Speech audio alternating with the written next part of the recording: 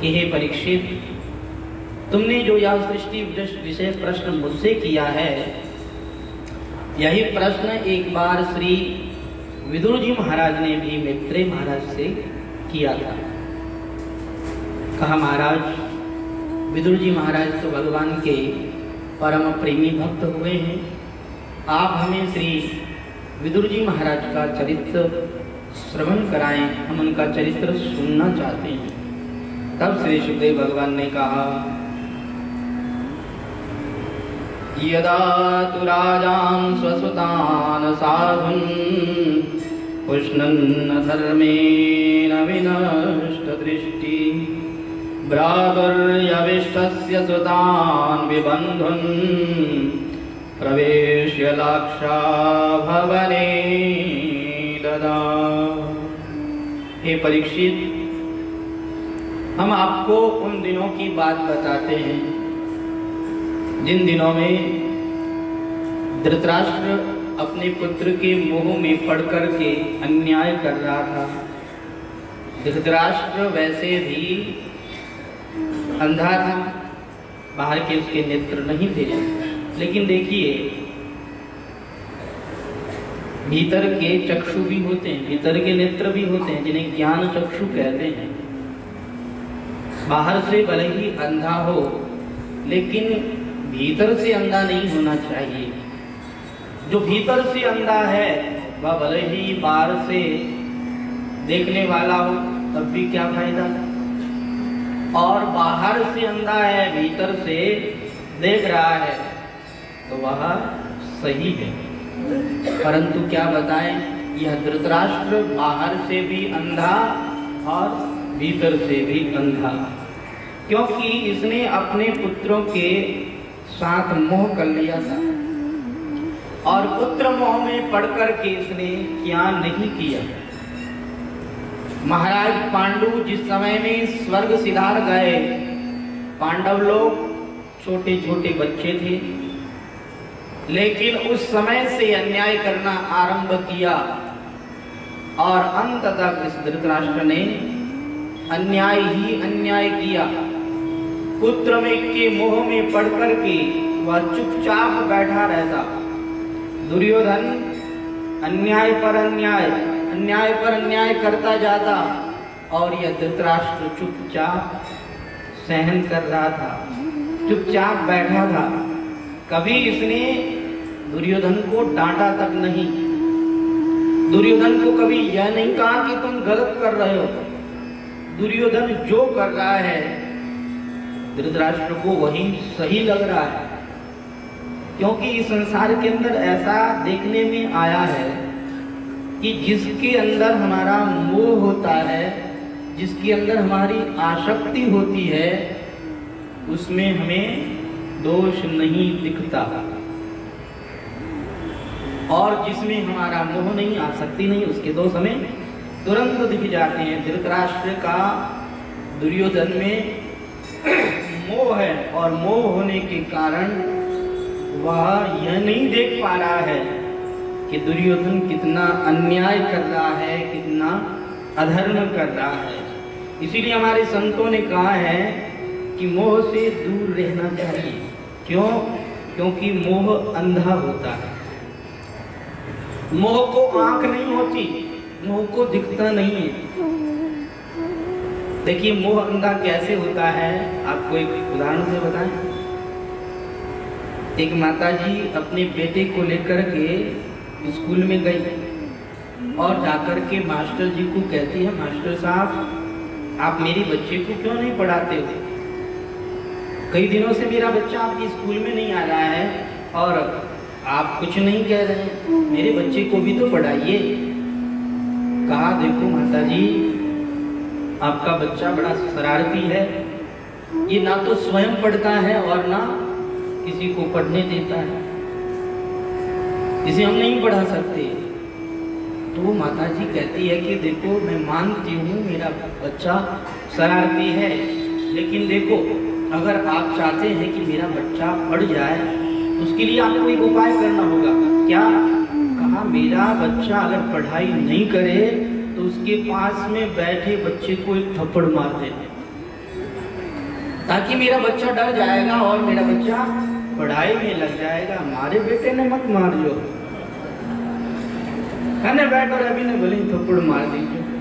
अब कन्ने बैठो है वो तो ऊपर पड़ियो है, मेरे तो कोई माँ बाप है ही को नहीं, मेरे तो लागे ही कौन, हमारे बेटे ने नहीं मारना, कन्ने बैठो अभी ने भले ही मारो।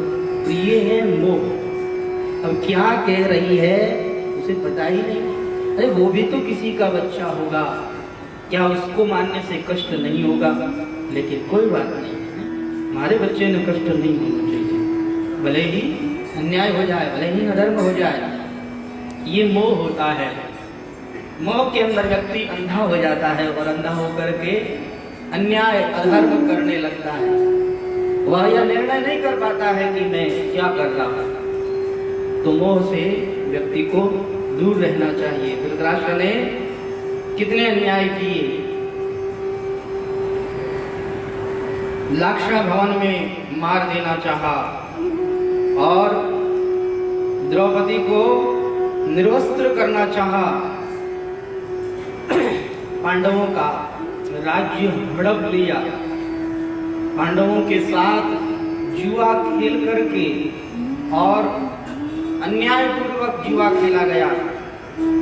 कपटी शकुनी ने महाराज युधिष्ठिर को हरा दिया और 12 वर्ष का वनवास दे दिया, 1 वर्ष का अज्ञातवास दे दिया। पांडव लोग 12 वर्ष का वनवास, 1 वर्ष का अज्ञातवास भी पूर्ण करके आ गए। तब भी ये दुर्योधन सुई की नोक टिके उतनी जगह भी देने के लिए तैयार नहीं है। हमारे भगवान श्री कृष्ण पांडवों के साथ बैठे हैं और चर्चा हो रही है। द्रौपदी अपने खुले बाल दिखा रही है, कह रही है आपको याद है मैंने ये बाल खुले क्यों रखे हैं? मैंने प्रतिज्ञा की है उस दुष्ट दुशासन की छाती का लहू जब तक मैं अपने इन बालों में नहीं लगा लूंगी तब तक ये बाल मैं नहीं बांधने वाली। आप लोग मेरी इस प्रतिज्ञा को भूल रहे हैं क्या? और भीमसेन जी, आपने तो यह प्रतिज्ञा की है कि उस दुष्ट दुर्योधन की आप जंघाएं तोड़ेंगे, दुशासन की छाती को चीर करके आप लहू लेकर के आएंगे। आप उन सब बातों को भूल रहे हैं? अरे आपके महाराज युधिष्ठिर हमेशा क्षमा की ही बात करते रहते हैं, हमेशा ये तो सबको क्षमा ही क्षमा करते रहते हैं। इस तरह से वहां द्रौपदी बार बार उनको याद दिला रही है। पांचों पांडव लोग चर्चा कर रहे हैं, भगवान श्री कृष्ण भी वहां विराजमान हैं। और भगवान श्री कृष्ण क्या कहते हैं? भगवान श्री कृष्ण कहते हैं कि देखो जितना हो सके युद्ध को टालना चाहिए। मैं एक बार जाकर के अंतिम प्रयास करके देख लेता हूं, मैं शांति दूत बनकर के जाऊंगा और जाकर के दुर्योधन आदि को समझाऊंगा, हो सकता है मेरी बात वो मान जाए। महाराज युधिष्ठिर कहने लगे प्रभु आप ये क्या कह रहे हैं? आप संसार के मालिक, आप जगत नियंता, आप जगदाधार और आप एक शांति दूत बनने की बात कर रहे हैं। महाराज हम इतने नीच नहीं हैं कि हम आपको नौकर बनाएं। नहीं प्रभु, हमारे लिए आप ये काम मत कीजिए, आप शांति दूत मत बनिए। लेकिन हमारे भगवान कहते हैं कि देखो मेरे अगर शांति दूत बनने से इतना बड़ा युद्ध टल जाता है तो मेरा इसमें क्या जाता है? देखो अगर मैं उन्हें जाकर के समझाऊं युद्ध टल जाए तो मुझे कितने लोगों को मरने से बचाने का पुण्य मिलेगा। और अगर वो नहीं भी मानते हैं तब भी मुझे तो पुण्य ही मिलेगा।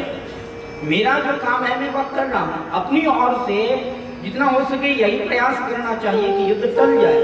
और फिर भी अगर होता है तो उसे अवश्यंभावी समझ करके युद्ध करना चाहिए, लेकिन अंतिम प्रयास मुझे करने दो।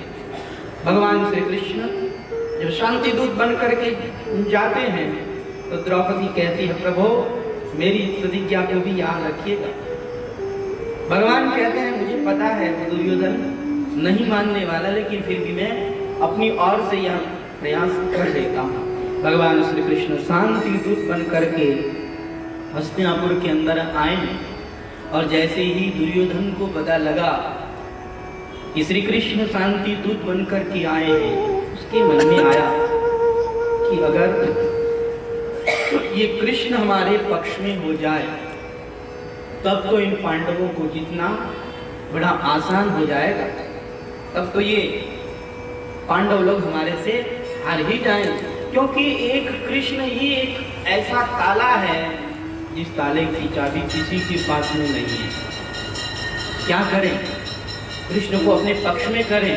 भगवान श्री कृष्ण को अपने पक्ष में करने के लिए दुष्ट दुर्योधन ने भगवान का भव्य स्वागत किया, राजोचित सत्कार किया, सम्मान किया, लेकिन हमारे भगवान कहने लगे, ना दुर्योधन, इस समय में हम द्वारिकाधीश नहीं बन करके आए हैं, इस समय में हम शांति दूत बन करके आए हैं और दूत का इस तरह है राजाओं की तरह स्वागत नहीं किया जाता है, हम आपके स्वागत को ठुकराते हैं। भगवान ने स्वागत को स्वीकार नहीं किया और हमारे भगवान बड़ी सभा में आए हैं और यहाँ बड़ी सभा में आकर के भगवान ने सबको समझाया, कहा देखिए इतिहास को उठा करके देखिए, युद्ध करने से किसी का भला हुआ है क्या? युद्ध के अंदर खून ही खून बहता है, खून की नदियां ही नदियां बहती है, दोनों ओर से नुकसान ही नुकसान होता है। इसलिए हम लोगों को जरा इस बात पर विचार करना चाहिए कि आखिर हम युद्ध क्यों कर रहे हैं। हमें युद्ध नहीं करना चाहिए। पांडव लोग क्या मांग रहे हैं? अपना राज्य ही तो मांग रहे हैं। वो कोई आपका राज तो मांग नहीं रहे हैं, उनका खुद का राज है वही मांग रहे हैं, अपना ही तो हक मांग रहे हैं, वो बेहक का तो कुछ मांग नहीं रहे हैं। दुष्ट दुर्योधन खड़ा होकर के कहता है कि देखो केशव, सुई की नोक टिके उतनी जगह भी मैं पांडवों को देने के लिए तैयार नहीं हूँ। भगवान ने कहा तब तो फिर युद्ध होगा। कहा कोई बात नहीं, हम तैयार हैं युद्ध के लिए। भगवान ने अपना समझाने का प्रयास किया, लेकिन दुष्ट दुर्योधन नहीं माना और दुष्ट दुर्योधन ने फिर प्रयास किया भगवान को अपने वश में करने का, भगवान को अपने पक्ष में करने का। दुष्ट दुर्योधन ने 56 प्रकार के व्यंजन बनाए और भगवान श्री कृष्ण को हाथ जोड़ करके कहता है, हे केशव, आज तो आपको मेरे घर पर चलना होगा और मेरे घर पर चल करके आपको भोजन करना होगा। मैंने आपके लिए बहुत बढ़िया बढ़िया मिष्ठान्न बनाए हैं। भगवान ने कहा, देखो दुर्योधन, भोजन दो ही अवस्थाओं में होते हैं। एक तो बहुत जोर की भूख लगी हो तो कहीं पर भी भोजन कर लेना चाहिए, फिर विचार नहीं करना चाहिए। तो दूसरी बात यह है कि जहाँ पर प्रेम होता है भोजन वहीं करना चाहिए। बिना प्रेम के किया गया भोजन कुछ काम का नहीं है। जहाँ पर खिलाने वाले का विशेष प्रेम होता है वही भोजन सबसे श्रेष्ठ माना गया है। इसलिए मैं तुम्हारे यहाँ पर नहीं चल सकता। भगवान ने दुर्योधन के 56 प्रकार के व्यंजनों को ठुकरा दिया और भगवान कहाँ गए? विदुराजी के यहाँ पर, विदुर जी महाराज के घर पर भगवान बिना बुलाए चले गए। विदुरानी नहा रही थी, भगवान ने जाकर के दरवाजा खटखटाया, चाची मैं आया हूँ और मुझे बहुत जोर की भूख लगी है। जैसे ही विदुरानी ने ये सुना कि केशव आए हैं, माधव आए हैं, विदुरानी तो भगवान के प्रेम में ऐसी निमग्न हो गई कि विदुरानी वस्त्र पहनना ही भूल गई। दौड़ी दौड़ी गई, जाकर के दरवाजा खोला, आइए आइए केशव आइए, आज तो मैं धन्य हो गई, आज आप स्वयं मेरे घर पर पधार गए। भगवान ने जब ये देखा कि वो निर्वस्त्र है तो भगवान ने अपना पीताम्बर उनके ऊपर डाल दिया और वह विदुरानी दौड़ी दौड़ी गई भगवान के लिए बैठने के लिए बाजोट लेकर के आई। अब जैसे ही उसको रखा, विदुरानी प्रेम में है, भूल रही है कि मुझे क्या करना है, कैसे करना है। उसने बाजोट को भी उल्टा रख दिया। 4 पाए तो उसमें पहले से थे, 5वें पाए के रूप में भगवान बैठ गए। आहा, भगवान को भी होश नहीं है कि मैं कहाँ बैठ रहा हूँ। भक्त को होश नहीं है मैं भगवान को कहाँ बैठा रहा हूँ, तो भगवान को होश नहीं है कि मैं कहाँ बैठ रहा हूँ। विदुरानी दौड़ी दौड़ी गई और केला लेकर के आई, उसे छीलती है। अब वो ये भूल गई कि मुझे गिरी खिलानी है कि मुझे छिलका खिलाना है, कौन सी चीज फेंकनी है भूल गई। गिरी को फेंक दिया, भगवान के हाथ में छिलके दिए और भगवान से कहा, लो केशव आपको भूख लगी है, ये लो आप केला खा लो। भगवान उन केलों के छिलकों को खाते हैं और कहते हैं, आहा क्या स्वाद है तुम्हारे इन केलों के छिलकों में। मैं जगह जगह पर गया, लोग मुझे जगह जगह पर 56 प्रकार के व्यंजनों का भोग लगाते हैं, लेकिन जो स्वाद तुम्हारे इन केलों के छिलकों में आ रहा है वह स्वाद तो मुझे कहीं पर भी नहीं आया। बारंबार प्रशंसा कर रहे हैं और भगवान खा रहे हैं। विदुरानी भूल गई मैं क्या खिला रही हूँ, भगवान भूल गए मैं क्या खा रहा हूँ। बस प्रेम में निमग्न होकर के भगवान खा रहे हैं। इतने में विदुर जी आए और आकर के जब विदुरानी की ये हालत देखी तो कहा, पगली क्या किया तुमने, वस्त्र भी नहीं पहन रखे हैं, जाओ वस्त्र पहनो। तब उन्हें होश आया। अब तो विदुरानी जाकर के वस्त्र पहनती है और बहुत रोती है कि मैंने ये क्या किया, मैं निर्वस्त्र होकर के भगवान के सामने चली गई। लेकिन विदुरानी प्रेम में निमग्न है। अब विदुर जी महाराज केला भगवान को खिलाते हैं और कहते हैं कि कहो कैसा स्वाद आ रहा है।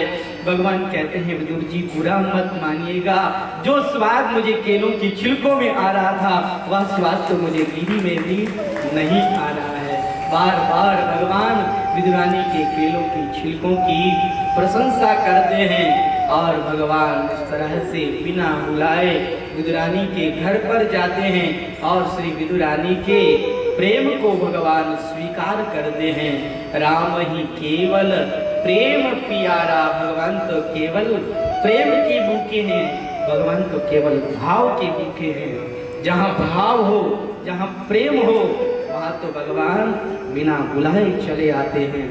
अरे भगवान लोगों के बुलाने पर भी नहीं आते, लेकिन जहाँ प्रेम हो वहाँ भगवान बिना बुलाए दौड़े चले आते हैं, क्योंकि भगवान प्रेम के भूखे हैं। अरे ये संसार वाले लोग, ये लोग तो पदार्थ के भूखे हैं, लेकिन हमारे भगवान केवल और केवल भाव के भूखे हैं। भगवान को केवल भाव चाहिए, इसलिए भगवान से प्रेम करें। भगवान ही प्रेम को निभाने वाले हैं। हमारे संत महापुरुष कहते हैं कि प्रेम की रीत तो रंगीलो ही जाने।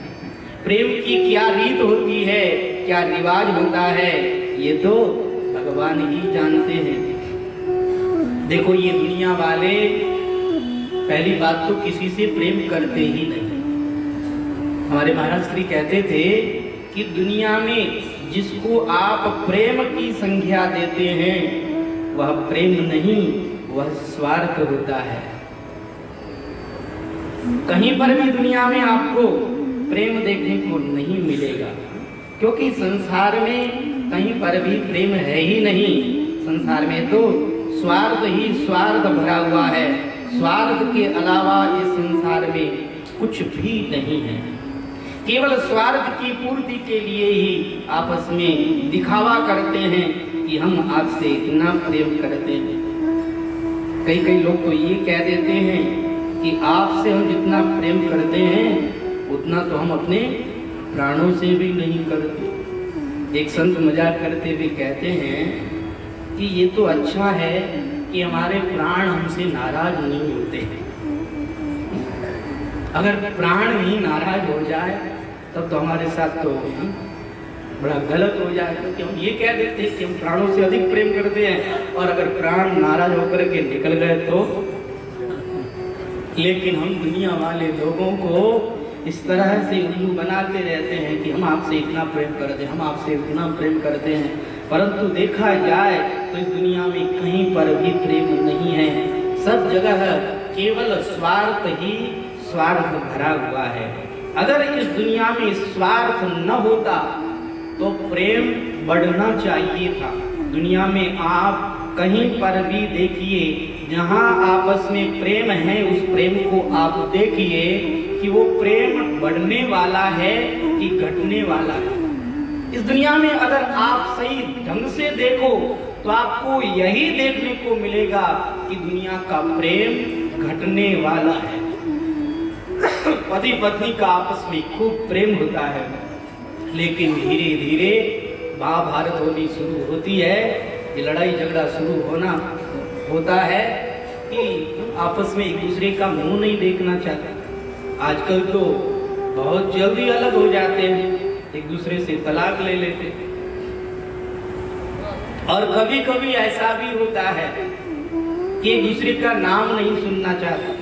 देखिए, मैं आप लोगों की बात नहीं करता, ये मत कहना कि महाराज ऐसी कैसी बात कर रहे हैं। कई बूढ़ी माताएं यहाँ तक कह देती है कि अब वो बूढ़ो मर जाए तो ठीक है। तो इस दुनिया में ऐसा कैसा प्रेम है?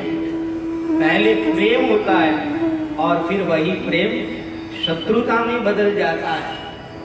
प्रेम किसे कहते हैं? प्रेम की संज्ञा क्या है? दिने दिने नवम नवम नमामि नंद संभवम। जो दिन प्रतिदिन बढ़ने वाला होता है उसे प्रेम कहते हैं। जो दिन प्रतिदिन घटने वाला है वह प्रेम नहीं, वह मोह ही कहलाता है, वह स्वार्थ ही कहलाता है। स्वार्थ की पूर्ति नहीं होती है तो प्रेम घट जाता है, स्वार्थ की पूर्ति होती है तो हम उसे प्रेम कह देते हैं। वास्तव में इस दुनिया में कहीं पर भी प्रेम है ही नहीं। भाई बहन का आपस का खूब अच्छा प्रेम है, लेकिन वहां पर भी थोड़ा बहुत स्वार्थ निहित होता है। अगर भाई बहन को कुछ दे तो बहन राजी रहती है, और अगर ना दे तो बहन उसे तो कुछ नहीं कहती, लेकिन दूसरों के आगे बात करती है कि देखो मारो बड़ोड़ो भाई तुम्हारो घणो ही ध्यान रखे, लेकिन छोटोड़े भाई का रुपया तो घना ही है परंतु कंजूस है, देवे की नहीं। इस दुनिया के अंदर सब जगह ऐसी ही हालत है। माता पिता का भी अच्छा प्रेम होता है, लेकिन माता पिता भी हमसे कुछ न कुछ स्वार्थ रखते हैं। बड़ा होकर के हमारी सेवा करेगा, कई तरह की हमसे अपेक्षाएं रखते हैं, और अगर हम उन अपेक्षाओं पर खरे नहीं उतरते हैं तो हमारे माता पिता भी हमसे ये कह देते हैं कि हमने तुमको पाल पोष करके बड़ा कर दिया, योग्य बना दिया, अब भी तुम नहीं कमाते हो तो जाओ हमारे घर से निकल जाओ, अब हम तुम्हारा पालन नहीं कर सकते, अब हम बूढ़े हो गए हैं, तुम्हें हमारा पालन करना चाहिए कि अब भी हम तुम्हारा पालन करते रहें, ऐसे नहीं चलेगा, जाओ जा करके कमा करके लाओ, कमा करके लाओ। माता पिता भी राजी होते हैं, कमा करके लाओ तो पत्नी भी राजी होती है, और कमा करके नहीं लाओ तो पत्नी भी कहती है कि मने तो रुपया लान दो, नहीं लान दो तो बटे कुएं में लान पड़ो। इस दुनिया के अंदर ऐसा देखने को मिल रहा है, ऐसा हो रहा है। दुनिया में कहीं पर भी प्रेम नहीं है। एक बार की बात है कि एक महात्मा जी यह बात बता रहे थे कि स्वार्थ मित्र सकल जग माही, सपने ही प्रभु परमार्थ नाही। इस संसार में कहीं पर भी प्रेम नहीं है, जहाँ देखो वहाँ स्वार्थ ही स्वार्थ है। तो एक जवान लड़का खड़ा हुआ और खड़ा होकर के कहने लगा, महात्मा जी आप ये बात बिल्कुल गलत कह रहे हैं, आप घर में रहते नहीं हैं, आपको क्या पता कि घर में प्रेम होता है कि नहीं। अच्छा एक बात बताओ, आप घर से कब निकले? कहा छोटा सा 4 वर्ष का था तब संतों के पास में आ गया था। कहा तब के बाद में आप घर गए नहीं? कहा बिल्कुल नहीं गया। कहा जब आप घर गए नहीं तो आपको क्या पता कि घर का प्रेम कैसा होता है। आप ये गलत बात कह रहे हैं। महात्मा जी ने कहा भैया अभी अभी तेरी जवानी है, अभी अभी नया नया संसार में लगा है तू, इसलिए तू नहीं जानता, अभी तुझे संसार वालों के थपेड़े लगे नहीं हैं, अभी संसार वालों ने तुझे धोखा दिया नहीं है, इसलिए तू यह बात कह रहा। कहा नहीं नहीं महात्मा जी आप गलत कह रहे हैं, मैं बिल्कुल सही हूँ। देखो मेरी माँ मुझसे इतना प्रेम करती है, इतना प्रेम करती है कि मुझे जरा सी भी चोट आ जाए तो मेरी माँ रोने लग जाती है।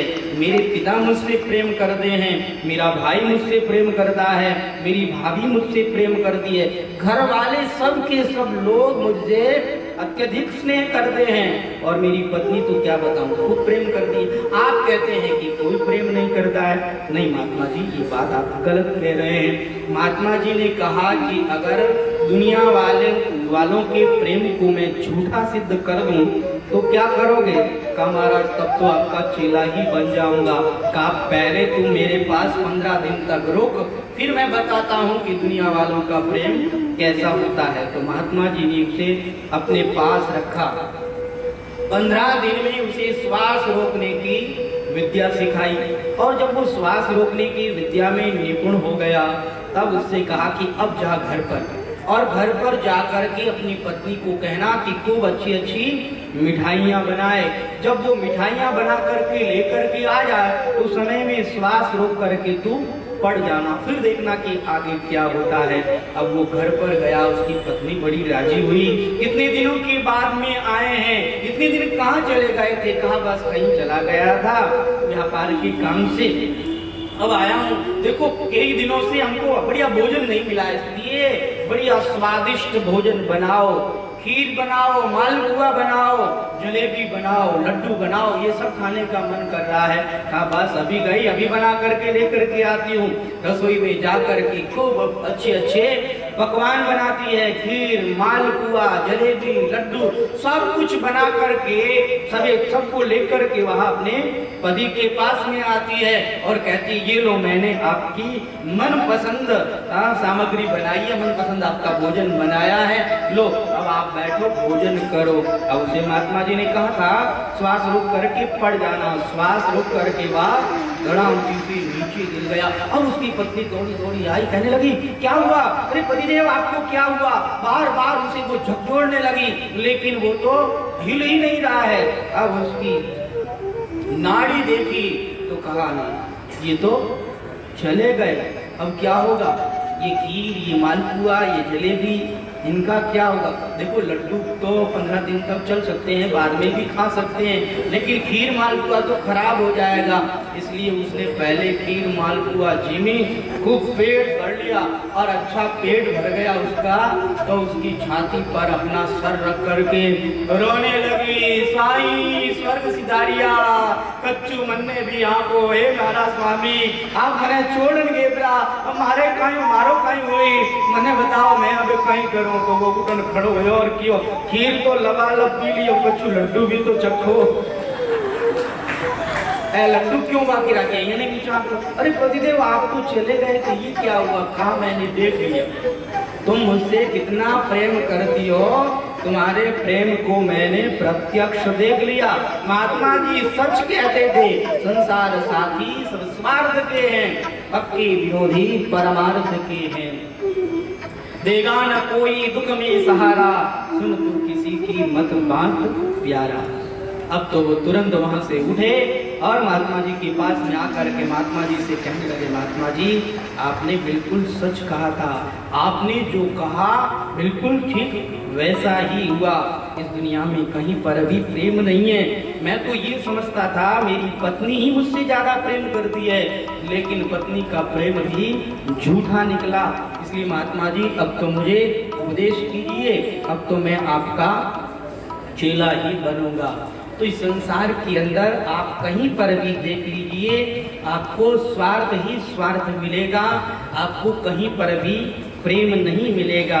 प्रेम तो भगवान ही हमसे करते हैं, हम भले ही भगवान से प्रेम न करें, लेकिन भगवान हमसे असली प्रेम करते हैं। इसलिए अगर प्रेम का नाता जोड़ना है तो भगवान के साथ में ही जोड़ना चाहिए। प्रेम किया श्री विदुर जी महाराज ने तो भगवान ने उनके प्रेम को निभाया। जिसने भी भगवान के साथ में प्रेम किया, भगवान ने उनके प्रेम को निभाया है। सेनानाई ने भगवान से प्रेम किया और भगवान के प्रेम में वो निमग्न हो गया, समाधि लग गई। अब उसे जाना था राजा की सेवा करने के लिए, लेकिन समाधि लग गई। उन्हें तो होश ही नहीं है कि मुझे क्या करना है। उन्हें होश नहीं है तो क्या हुआ। हमारे भगवान तो भक्त वत्सल हैं, भक्तों की हर बात का ख्याल रखने वाले हैं। भगवान स्वयं सेनानाई का रूप बना करके राजा के पास पहुंच गए और राजा के बाल बनाने लगे। जब राजा का बाल बनाने के लिए भगवान ने राजा के सर पे हाथ रखा, और जैसे ही राजा के सर पे हाथ रखा तो राजा कहता है, अरे वाह सेनानाई, क्या बात है, आज तो तुम्हारे हाथ में एक अलौकिक जादू है। अरे जैसे ही तुमने मेरे सर पे हाथ रखा है, मैं तो आनंद के सागर में डूब गया हूँ। आहा, क्या जादू है तुम्हारे इन हाथों के अंदर, क्या आनंद आ रहा है मुझे। अरे सेनानाई, तुम अपने हाथ मेरे सर पे ही रखे रहो। आज जो मुझे आनंद की अनुभूति हो रही है, ऐसा आनंद तो मुझे कभी नहीं आया। भगवान ने राजा की सेवा करी और भगवान वहां से चल दिए। इधर सेनानाई की समाधि टूटी और याद आया, अरे राजा की सेवा करने के लिए जाना था। अब दौड़े दौड़े आए, राजा को आकर के दंडवत प्रणाम करने लगे। महाराज महाराज माफ कीजिएगा, मैं आ नहीं सका। कहा सेनानाई, क्या बात कर रहे हो, अभी अभी तो तुम आकर के गए हो। और सेनानाई, आज तो तुमने कमाल ही कर दिया। आज जब तुमने मेरे सर पे हाथ रखा तो मैं तो आनंद के समुद्र में डूबने लगा था। अरे अब भी मुझे वह आनंद आ रहा है। तुम्हारे हाथ में क्या जादू था। जैसे ही राजा ने यह बात कही, सेनानाई के नेत्र सजल हो गए। सेनानाई रोने लगा, कहने लगा, प्रभु आप कितने दयालु हैं, आप कितने कृपालु हैं। एक साधारण से दास के लिए आपने मेरा रूप बना लिया, आपने सेनानाई का रूप बना लिया। सेनानाई तो रोने लगा और कहने लगा, महाराज आप तो धन्य हो गए, क्योंकि आज आपकी समान बनाने के लिए मैं नहीं आया था, आज तो मेरी जगह मेरे भगवान आए थे। राजन आप धन्य हो गए। सेनानाई ने भगवान से प्रेम किया तो भगवान ने उनके प्रेम को निभाया। भगवान प्रेम को निभाने वाले हैं। दुनिया वाले बीच में धोखा देने वाले, दुनिया वाले बीच में छोड़ने वाले, और भगवान अंत तक प्रेम को निभाने वाले हैं। आदि से अंत तक भगवान प्रेम को निभाते हैं। इसलिए प्रेम करना है तो भगवान से करें, क्योंकि भगवान कहते हैं, अनन्यास चिंतयन्तो माम ये जनाः पर्युपासते तेषां नित्याभियुक्तानां योगक्षेमं वहाम्यहम्। जो अनन्य चित्त वाला भक्त केवल मेरा ही आश्रय रखता है और केवल मेरा ही भजन करता है, भगवान कहते हैं कि मैं उसका योगक्षेम वहन करता हूँ। अब योगक्षेम किसे कहते हैं?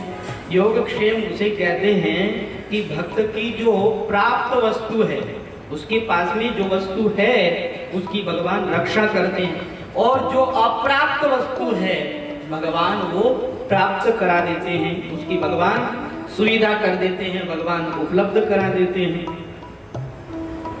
लौकिक दृष्टि से तो ये अर्थ हुआ। पारमार्थिक दृष्टि से देखते हैं तो इसका अर्थ यह है कि साधन भजन करते हैं, और साधन भजन करने से जो आपकी स्थिति बनी है, भगवान कहते हैं मैं उसकी रक्षा करता हूँ, उस स्थिति से मैं उसे गिरने नहीं देता हूँ, और जो स्थिति उसे प्राप्त होनी है, जो स्थिति अप्राप्त है, वो स्थिति में उसे प्राप्त करा देता हूँ। तो जो केवल भगवान की आश्रित हो जाए, भगवान उसका योगक्षेम वहन करते हैं। जो भी उसकी कामना हो और जो भी उसकी आवश्यकता हो, भगवान उसकी वह पूर्ण करते हैं। एक बार की बात है, एक सेठ जी थे जिन्होंने ये श्लोक पढ़ा, तो इस श्लोक को पढ़ते ही वो निश्चिंत हो गए और उन्होंने बिल्कुल चिंता करना छोड़ दिया। उनके घर में दुकान थी, लेकिन वो दुकान में नहीं बैठते, ऊपर कमरा था, उस कमरे में बैठते और इस श्लोक का चिंतन करते हुए भगवान का भजन करते। कोई व्यक्ति अगर दुकान से सामान लेने के लिए आता तो उससे रुपए लेकर के उसको दुकान की चाबी दे देते और कह देते कि इतनी सामग्री दुकान में से तुम स्वयं ले लो।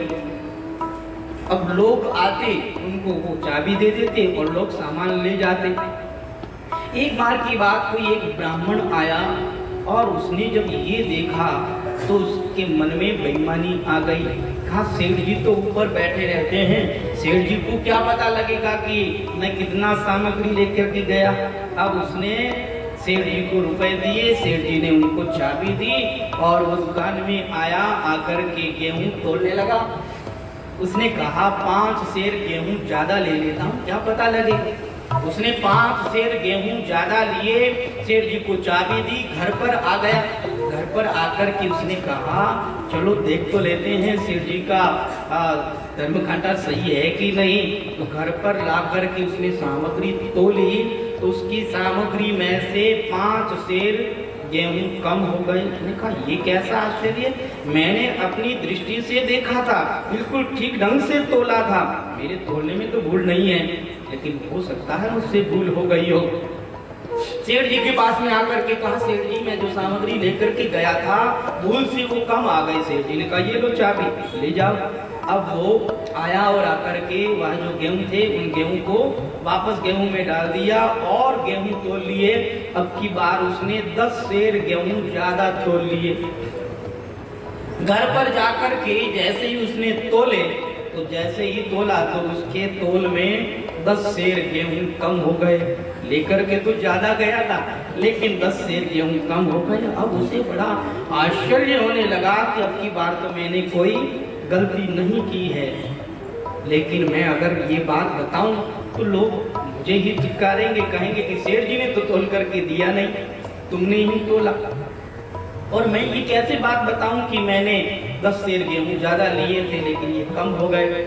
लेकिन उससे रहा नहीं गया और सेठ जी के पास में आकर के उसने निवेदन कर दिया कि इस तरह से मेरे मन में बेईमानी आ गई थी और मैंने 10 सेर गेहूं ज्यादा ले लिए, लेकिन आपके पास में कौन सा जादू है कि आपने मेरे पहले 5 सेर कम कर दिए, फिर 10 सेर ज्यादा ले गया तो 10 सेर कम कर दिए, कौन सा जादू है आपके पास में।